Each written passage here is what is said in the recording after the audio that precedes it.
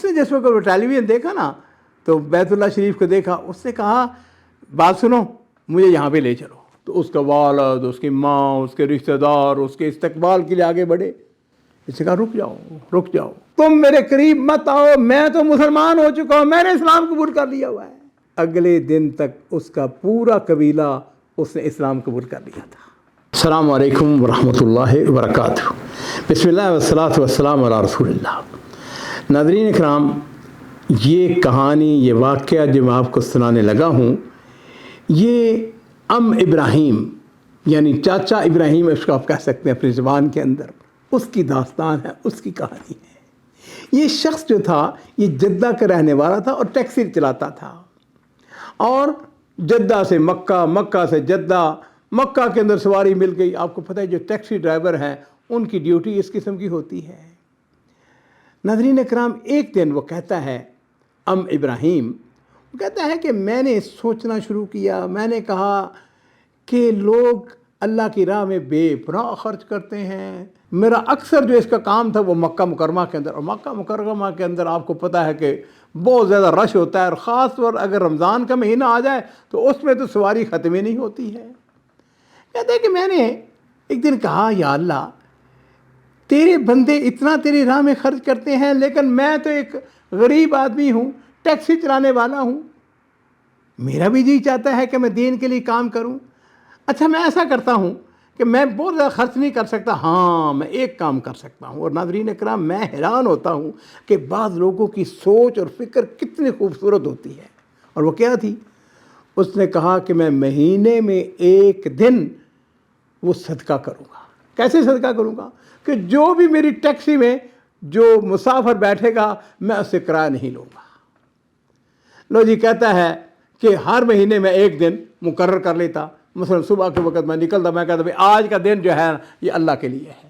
آج کے دن میں نے کسی مسافر سے، اور جس وقت کوئی مسافر بیٹھتا جب اترنے لگتا، ہاں بھائی کتنے پیسے، میں اس کے اندر نہیں، تمہارے پیسے جو ہے نا وہ ادا ہو چکے ہیں، میں آج کوئی پیسہ نہیں لوں گا. اور میں پیسہ نہیں لیتا تھا. کہتا ہے رمضان شریف کا مہینہ تھا، اور رمضان شریف کے مہینے کے اندر وہ کہتا ہے کہ آپ کو پتہ ہی ہے کہ ماشاءاللہ ٹیکسی ڈرائیوروں کی چاندی ہوتی ہے. کہتا ہے کہ میں مکہ مکرمہ کے اندر پھر رہا تھا کہ ایک شخص نے میری گاڑی کو اشارہ کیا، میں رک گیا. لو جی، اس نے کہا کہ خالی، میں نے کہا خالی ہے. کہنے لگا کہ مجھے جدہ ایئرپورٹ پر چھوڑ دو. میں نے کہا بسم اللہ بیٹھ جاؤ. جس وقت جو بیٹھ گیا، جدہ جس وقت ایئرپورٹ آیا تو وہاں پہ اتر کے جس وقت وہ نیچے اترنے لگا، ہاں جی کتنے پیسے ہیں؟ میں نے کہا نہیں، پیسہ کوئی نہیں ہے. وہ دن تھا جس دن میں نے کوئی پیسہ نہیں لینا تھا. میں نے کہا وہ مدفوع ہے، پیسے دیے جا چکے ہیں. اس نے بڑا اصرار کیا، نہیں بس. اب ناظرین اکرام ذرا غور کیجئے، اللہ تعالیٰ جو ہے وہ سب سے زیادہ مہربان ہے کہ نہیں. اور اس بات کو بھی سمجھ لیجئے کہ اگر کسی شخص کی وجہ سے کوئی شخص مسلمان ہو جائے، اس کو ہدایت مل جائے، اس کے کیا کہنے ہیں. کہتا جیسے ہی میں نے اس کو نیچے اتارا تو وہاں پر میں نے شخص ایک میاں بیوی کو دیکھا جو کالے رنگ کے تھے، افریقی تھے. انہوں نے مجھے کہا کہ ایسا کرو کہ بھئی ہمیں کسی ہوٹل میں چھوڑ دو. میں نے کہا آپ کہاں سے آئے ہیں؟ انہوں نے کہا ہم کیمرون سے آئے ہیں. کیمرون ناظرین کرام یہ افریقی ملک ہے اور غریب ملک ہے. بہرحال وہ کہتے ہیں، میں نے ان کو کہا بیٹھ جاؤ. کہتے ہیں کہ وہ میں نے دیکھا کہ ٹوٹی پھوٹی وہ عربی بول رہے تھے. لو جی، جو خامد تھا اس نے بتایا کہ میں کیمرون کے سفارت خانے میں وہاں پہ نوکری کرتا ہوں، لیکن مجھے سمجھ نہیں کہ وہاں سے مجھ کو لینے کے لیے کیوں نہیں آئے، تو اس لیے تو مجھے ہوٹل میں چھوڑ دو. میں نے اسے کہا کہ بات سنو، ہوٹل آج کل جو ہیں فل ہیں، رمضان کا مہینہ چل رہا ہے، تم ایسا کرو کہ میرے گھر پہ آ جاؤ، میری بیوی گھر پہ نہیں ہے. خیر جی، انکار اقرار، اللہ تعالیٰ کا ایک نظام بنا ہوا ہے. بارہ انہوں نے کہا بسم اللہ چلے چلتے ہیں، تمہارے گھر چلے چلتے ہیں. کہتا ہے میں ان کو اپنے گھر لے آیا. اب میں نے تو روزہ رکھا ہوا تھا آف کورس. خیر جی، کہتا ہے ٹیلی ویژن گھر پہ لگا ہوا تھا، تو وہ مکہ مکرمہ بیت اللہ شریف کا لوگ طواف کر رہے ہیں، ہاں جی مکہ مکرمہ کی روحانیت. اس نے جس وقت وہ ٹیلی ویژن دیکھا نا تو بیت اللہ شریف کو دیکھا. اس نے کہا بات سنو مجھے یہاں پہ لے چلو. میں نے کہا کیا کر؟ اس نے کہا مجھے بڑا مزہ آ رہا ہے اس کو دیکھ کر. میں نے اسے کہا کہ نہیں، تم نہیں وہاں پہ جا سکتے. اس نے کہا کیوں نہیں جا سکتا؟ اس نے کہا اس لیے کہ یہاں جانے کے لیے مسلمان ہونا ضروری ہے۔ لو جی ناظرین کرام، یہاں سے گفتگو کا آغاز ہوتا ہے۔ وہ آہستہ آہستہ اس کی کشش جو ہے وہ مکہ مکرمہ کی طرف بڑھتی چلی جاتی ہے۔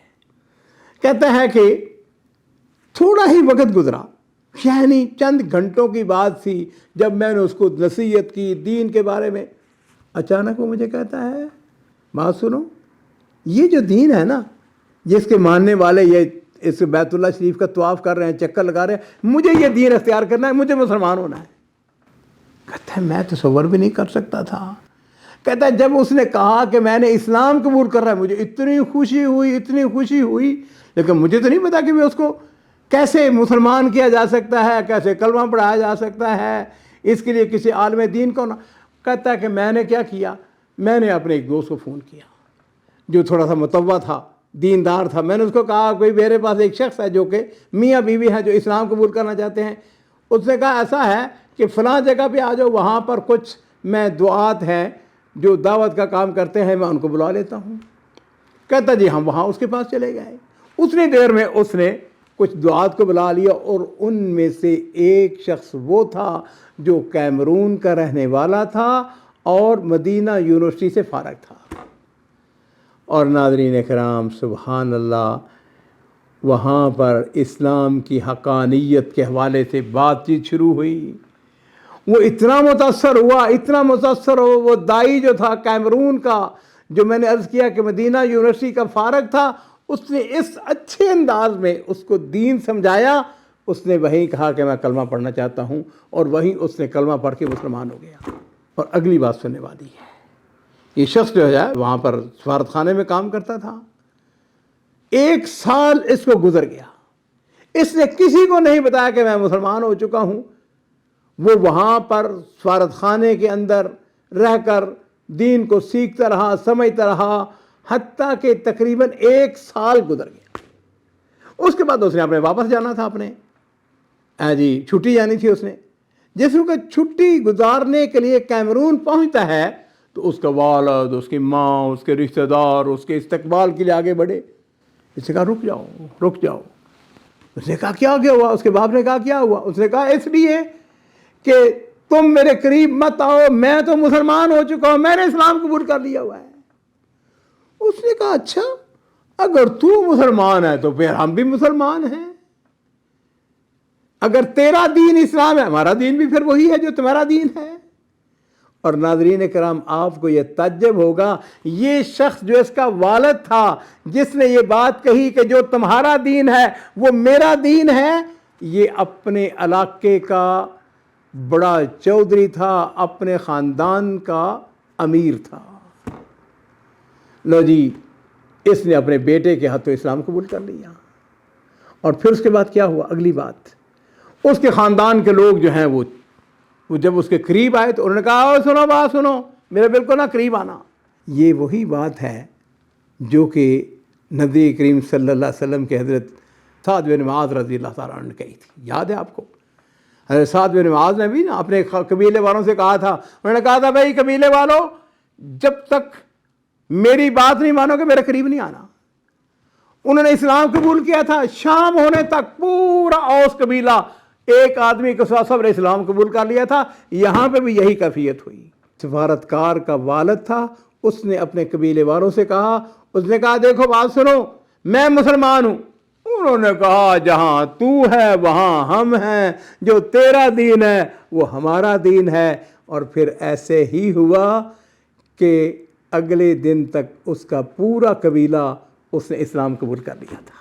واقعہ ختم ہو چکا ہے، لیکن آخری بات میں آپ کو عرض کرنا چاہوں گا، ذرا تصور کریں وہ ابراہیم جس کی وجہ سے اس سفارتکار نے اسلام قبول کیا، اور اس کے بعد جن جن لوگوں نے اسلام قبول کیا، ناظرین کرام ذرا تخیل کیجئے، قیامت تک انشاءاللہ اس کو اجر و ثواب ملتا رہے گا۔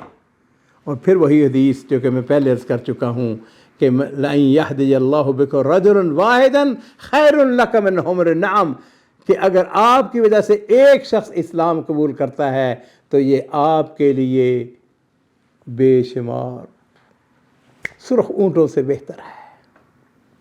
کوشش کریں، محنت کریں، داعی بنیں، اسلام کو پھیلائیں، اللہ تعالیٰ آپ کے سینے کو کھول دے گا۔